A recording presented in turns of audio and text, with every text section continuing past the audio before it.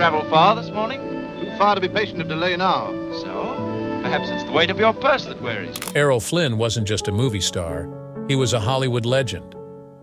Known for his daring roles in classics like The Adventures of Robin Hood, Flynn captured hearts on screen. But it was his wild, often scandalous off-screen life that really kept people talking. His reputation for charm, controversy, and infamous affairs only added to his mystique. But even with all the headlines and rumors, there were some secrets no one could ever confirm, until now. His widow finally broke her silence before her death, revealing what everyone had refused to believe. Join us as we unravel the truth and reveal the shocking details surrounding his glamorous life, the rebellious boy who became a Hollywood legend. Errol Flynn wasn't just born to become a movie star. He was destined for it, even if his early years didn't exactly reflect that. Born on June 20th, 1909 in Tasmania, Flynn's rebellious nature showed up early. He attended several schools, including Hobart College and the Hutchins School, but couldn't stay out of trouble. His knack for defying authority led to him being expelled from every school he attended. By the time he was 17, he was no longer just a mischievous boy, but a young man entangled with the wrong crowd. But Flynn's adventurous and wild spirit didn't stop at mischief. It would take him on a journey far beyond his hometown. His early life, filled with rebellion and daring choices, hinted at the person he would become. Even at the age of 9, serving as a page boy to Enid Lyons during a Queen carnival, people saw something special in him. Lyons herself later remembered him as a handsome boy with a fearless, haughty expression. A boy who already had the confidence and charisma that would later make him a Hollywood star. But before Hollywood would know his name, Flynn had to navigate a wild life full of adventure, scandal, and controversy. Adventure and scandal before Hollywood. Before his name lit up the Hollywood sign, Flynn lived an adventurous and, at times, shocking life. According to his own accounts, many of which were likely exaggerated, Flynn took on various roles, from ship captain to gold prospector, and even claimed he dabbled in the darker side of life. In his autobiography, My Wicked, Wicked Ways, Flynn shared a story about traveling through New Guinea, where he allegedly tricked indigenous people into indentured servitude. He claimed that he was attacked during one of these trips and ended up killing one of his attackers. Flynn said he was later tried and acquitted for murder, but the adventure didn't stop there. He contracted a serious illness, gonorrhea, which ultimately forced him to leave New Guinea. Speaking of which, Flynn's life was filled with daring choices, close calls, and brushes with death. Whether all of it was true or not, one thing is certain. Flynn knew how to tell a captivating tale, and the public ate it up. His reputation as a daring, roguish figure followed him long before he set foot on a Hollywood set. In fact, his time on New Guinea's Sepik River indirectly led him to his first taste of the film industry. While captaining a boat, Flynn was noticed by a film crew and landed his first role in the Wake of the Bounty. While this film didn't launch him into stardom, it sparked a passion for acting. And soon, Flynn would con his way to the top. But Flynn's rise to stardom wasn't without its scandals. The Hollywood star who dodged the war. You see, Flynn seemed to have a knack for slipping into controversy just as easily as he slipped into his famous swashbuckling roles. He managed to charm his way into a British theater company, faking credits and pretending to be a big star from Australia. He even stole jewelry from an older woman he was dating at the time, using the money to fund his trip to England. Flynn's charisma and boldness eventually paid off when Warner Brothers noticed him, and soon he was on his way to Hollywood. However, while many of his Hollywood peers were heading off to fight in World War II, Flynn didn't. Despite being just 33 and not too old for service, Flynn was declared unfit for military duty. Some speculated that he avoided the war intentionally, either because he didn't care or because he was afraid. His close friend, David Niven, even described him as having no loyalty whatsoever. There were also rumors that Flynn's health problems were just an excuse to keep him out of the army, especially since he was a beloved action hero. But Flynn's health issues were, in fact, real. Behind the scenes, he was battling several serious conditions, including recurrent malaria, chronic tuberculosis, multiple STDs, a heart condition, and chronic pain. These health problems would sometimes cause him to collapse on set, making it impossible for him to serve in any branch of the military. His illnesses were a reminder that the daring and adventurous man people saw on screen wasn't invincible in real life. But Errol Flynn wasn't just any Hollywood star. His life off-screen was just as dramatic and controversial as the roles he played in films like The Adventures of Robin Hood. Errol Flynn's wild Hollywood life. Flynn's home, nestled on Mulholland Drive in the Hollywood Hills, wasn't just a place to rest. It was a party house like no other. According to reports, his estate had hidden passageways, peepholes, and two-way mirrors, all designed for the adventurous lifestyle he led. Flynn loved to throw wild parties, and his guest list wasn't exclusive. He described his visitors as a mix of pimps, bums, down-at-the-heel actors, gamblers, athletes, and sightseers. There were so many people at his house at times that Flynn himself struggled to get through the door. The atmosphere was almost like a casino, full of life and mystery, much like Flynn's own personality. He once said that women would bang on his doors like ice drops in a hailstorm. His irresistible charm and bold persona meant women flocked to him, and he had no shortage of romantic encounters. But this wild life wasn't without consequences. Flynn would soon find himself at the center of one of Hollywood's first major sex scandals, the first big Hollywood sex scandal. In 1942, Errol Flynn became the focus of one of the most sensationalized court cases in Hollywood history. It all started when two policemen arrived at his home to question him about accusations from a 17-year-old girl named Betty Hansen, who claimed Flynn had assaulted her. Flynn, without thinking much of it, invited the officers in for coffee and discussed the case. Unfortunately for Flynn, this casual conversation would later come back to haunt him. As the investigation continued, another young girl, Peggy Satterley, also accused Flynn of inappropriate behavior on his yacht. Flynn didn't deny that they had been together, but he claimed she had presented herself as being 21 years old. However, it turned out that Satterley was only 15 at the time. The media frenzy around Flynn's trial was unlike anything Hollywood had seen before. Crowds packed the courtroom, fascinated by the details of Flynn's personal life. Surprisingly, instead of damaging his image, the scandal seemed to boost his popularity.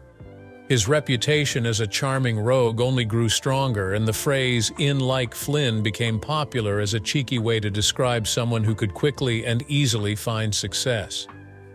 But before all the scandals, Flynn's personal life was already full of drama. The chaos of Flynn's first marriage. His first marriage, to actress Lily Damita, was anything but peaceful. The couple met while traveling to New York in 1934. At first, Damita wasn't interested, famously telling Flynn, perhaps, come back later, when he asked her to dance.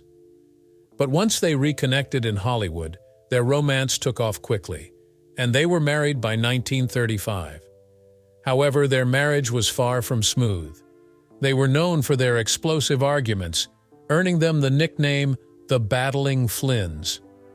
Their fights weren't just verbal, they often turned physical. Flynn would sometimes show up on movie sets with injuries, claiming his wife had thrown things at him. In one infamous incident, Damita smashed a bottle of champagne over Flynn's head after he showed up late to their one-year anniversary party. Flynn retaliated by hitting her, and both ended up in the hospital. The studio, worried about how this would affect Flynn's image, covered up the incident by saying the injuries were caused by a car crash. According to the studio, Flynn had heroically swerved to avoid hitting a cat. This chaotic relationship finally ended in divorce in 1942, but the drama of Flynn's personal life didn't end there. Flynn's struggle with addiction and depression. Errol Flynn's charm and reputation as Hollywood's bad boy never really faded in the eyes of the public, but the toll it took on him behind the scenes was immense. After the infamous trial in the early 1940s, where he was accused of statutory rape, the media circus that followed affected him deeply. While fans continued to adore him, Flynn's personal life took a darker turn. According to You Must Remember This, the stress from the trial led Flynn to increase his already heavy drinking. Soon, it wasn't just alcohol. He began using drugs, including morphine, which he would mix into his vitamin injections. His film career was suffering too. As time went on, the public grew tired of seeing Flynn in the same action hero roles. He felt trapped by the studio's decision to keep typecasting him. His attempts to break away from this image by taking on different roles didn't go well. His films outside the action genre were not well received by audiences, and the critics were harsh. This, combined with his personal struggles, plunged Flynn into severe depression. He turned to alcohol and drugs even more, often finding ways to drink on set by injecting alcohol into oranges that he would eat during filming. As his addiction worsened, it became harder for directors and producers to work with him, eventually leading to the end of his partnership with Warner Brothers. The troubled marriages and tragic losses. Errol Flynn was married 3 times, but none of his marriages were free from turmoil. After his marriage to Lily Demita ended, Flynn married Nora Eddington, an 18-year-old courthouse worker he met during his trial. While Flynn admitted that he had been interested in her throughout the trial, he insisted that everything was above board. He claimed that while he might have been guilty as hell under the law, everyone knew the girls in the trial were eager participants. Regardless of the scandal, Flynn and Eddington were married from 1943 to 1949, and they had 2 daughters, Deirdre and Rory. Flynn's 3rd marriage, to actress Patrice Wymore, lasted until his death in 1959. They had 1 daughter together, Arnella Roma Flynn, born in 1953. Sadly, Flynn's family life was marked by tragedy. His son Sean Flynn, from his first marriage, became a photojournalist and went missing in Vietnam in 1970 while covering the war. Despite extensive searches, his body was never found, and he was declared dead in 1984. Flynn's daughter Arnella also faced her own struggles. She lived a life plagued by drug addiction and died at the young age of 44. But did you know that? Flynn's best work came near the end. By the time the 1950s rolled around, Flynn's career had hit rock bottom. His reputation as a difficult actor to work with, and his heavy drinking made it nearly impossible for him to find work in Hollywood. After the failure of The Adventures of Don Juan, Warner Brothers decided that Flynn wasn't worth the trouble anymore, and he was left to find work abroad or in television. He even tried to finance his own film, but the production ran out of money, leaving Flynn in financial ruin. On top of that, he was hit with a massive tax bill that he had no means to pay. Flynn had gone from being one of the biggest stars in Hollywood to taking whatever small roles he could just to stay afloat. But even though Flynn's days of playing the swashbuckling hero were behind him, his career wasn't over just yet. Ironically, some of Flynn's best work came during this difficult time. In 1957, Flynn was cast in the film adaptation of Ernest Hemingway's The Sun Also Rises, playing the role of Mike Campbell, a war vet who is frequently drunk and in debt. The role had clear parallels to Flynn's own life, allowing him to showcase a more emotionally complex side to his acting. His performance was both tragic and funny, giving audiences a glimpse of the real Errol Flynn behind the glamorous image. Flynn followed this up with another strong performance in Too Much Too Soon, where he played his old friend John Barrymore. Like Flynn, Barrymore had been a beloved actor whose life was marred by addiction and scandal. Playing Barrymore gave Flynn the opportunity to confront his own demons on screen. It was a role that seemed to mirror his personal struggles, and it's often considered one of the finest performances of his career.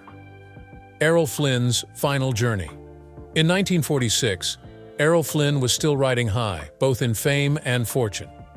He had enough money to purchase a luxurious 118-foot yacht, the Zaka. It was no ordinary boat. It was a symbol of Flynn's larger-than-life persona. Flynn claimed his love for the sea ran in the family, with his mother's side supposedly being seafaring folk. He even suggested that he might be descended from the famous mutineers of the HMS Bounty. Whether true or not, Flynn's connection to the sea fit perfectly with the adventurous, swashbuckling image he projected both on-screen and off. However, by 1959, Flynn's financial situation had taken a serious turn for the worse. His film career had stalled, with one particular project being a catastrophic failure, and he was in debt. Behind in alimony payments and hounded by the IRS, Flynn was forced to sell his beloved yacht. That's what brought him to Vancouver in 1959, where he had planned to meet a potential buyer. Desperate to make ends meet, this once glamorous star was now on a mission to raise money, selling off one of the last symbols of his former life, maintaining the act until the end. Despite being broke and in poor health, Flynn never let the public see his struggles. When he arrived in Vancouver with his much younger girlfriend, Beverly Adland, Flynn kept up appearances as best he could. Adland hadn't even turned 18 yet, but that didn't stop Flynn from showing her off publicly. When asked by reporters why he often surrounded himself with teenage girls, Flynn's response was blunt and unapologetic. As the day wore on, Flynn continued to present himself as the charming, wealthy star everyone knew. With a drink in hand, he entertained the Vancouver elite with stories of his globe-trotting adventures. But the truth was, Flynn was a shadow of the man he used to be. He admitted later in his autobiography My Wicked, Wicked Ways that by this point, he felt like more of a symbol than a man, writing, "All around the world I was, as a name and personality, equated with sex." Even at the end, Flynn was still playing the role of Errol Flynn, Hollywood's ultimate playboy. By 1959, the consequences of decades of heavy drinking and hard living were all too clear. Flynn's once dashing appearance had faded, and onlookers in Vancouver couldn't help but notice how bedraggled he looked. Gone was the youthful, handsome hero of Robin Hood. Instead, they saw a man ravaged by illness and addiction. Flynn suffered from cirrhosis of the liver, thanks to his relentless drinking. He had also dealt with malaria, heart attacks, and chronic back pain, which he treated with heroin. On October 14, 1959, Flynn began feeling pain while heading back to the airport with Adland. The pain turned out to be the start of his third and final heart attack. Flynn was rushed to the home of Dr. Grant Gould, where he was left to rest. Not long after, Flynn asked to be left alone, and it wasn't long before Adland found him unresponsive. He was pronounced dead that evening. An autopsy later revealed that Flynn had died of a heart attack caused by coronary thrombosis, and his liver had also suffered from years of abuse. In the end, the lifestyle that made Flynn a Hollywood legend also brought him to an untimely death at just 50 years old. Flynn's alleged Nazi connections. In 1980, decades after Errol Flynn's death, a shocking claim surfaced. Flynn was accused of being a Nazi spy. This wild accusation came from biographer Charles Hyam, who, during his research, became convinced that Flynn had secretly worked for the Nazis. Hyam pointed to Flynn's association with some questionable figures as evidence. One of Flynn's close friends was an Austrian doctor named H.F. Urban, whom he had met in New Guinea. Dr. Urban was a member of the Nazi Party, although he claimed to be inactive. Hyam suggested that Urban had tried to recruit Flynn into a Nazi spy ring in Shanghai. Another of Flynn's friends, Freddie McAvoy, was described as an anti-Semitic Nazi sympathizer. According to Hyam, Flynn had even admitted to working for the Nazis while drunk. However, much of this theory has been debunked. The book Errol Flynn, The Spy Who Never Was, refuted many of Hyam's claims. While it's true that Flynn had ties to people with Nazi sympathies, there was no hard evidence that he was a spy himself. You must remember. This also pointed out that while Flynn may have been aware of his friend's political leanings, there is no concrete proof that he participated in any espionage activity. Nevertheless, the accusations still cast a shadow over his already controversial legacy. But the question is, what did his wife Patrice Wymore say about the actor? The widow's reflection. Errol Flynn's third wife, Patrice Wymore, had a unique perspective on the man behind the scandals. The two had married in 1950 after meeting on the set of Rocky Mountain. At just 21 years old, Wymore was swept into Flynn's whirlwind of fame and infamy. Though their marriage lasted 9 years, they spent much of their time together in Jamaica, far from the pressures of Hollywood. Wymore later described their life there as a peaceful retreat, where they could relax, party, and simply enjoy the slow pace of island life. In his autobiography, Flynn spoke fondly of Wymore, calling her an attractive, warm, and wholesome woman who tried her best to make him happy. After his death, Wymore briefly returned to acting but eventually moved back to Jamaica, where she built a successful business raising cattle and making wicker furniture. She stayed in Jamaica for the rest of her life, raising their daughter, Arnella, who tragically passed away in 1998 after a life of struggles with addiction. Despite the countless stories of Flynn's wild ways, Wymore seemed to have a more grounded view of him. She admitted she stopped listening to the tales of his carousing long ago, perhaps choosing to remember the man she knew in their quiet moments together in Jamaica, rather than the Hollywood legend everyone else saw. Sadly, she too passed away in 2014, at the age of 87, after battling pulmonary disease. Even in her later years, Patrice Wymore Flynn remained connected to Jamaica, where she found peace away from the Hollywood chaos that had once defined her life with Errol Flynn. What do you think of Errol Flynn's legendary life filled with scandal, adventure, and tragedy? Do you believe his personal struggles overshadowed his talent, or do you see him as a misunderstood icon? Share your thoughts in the comments below and don't forget to subscribe for more shocking stories.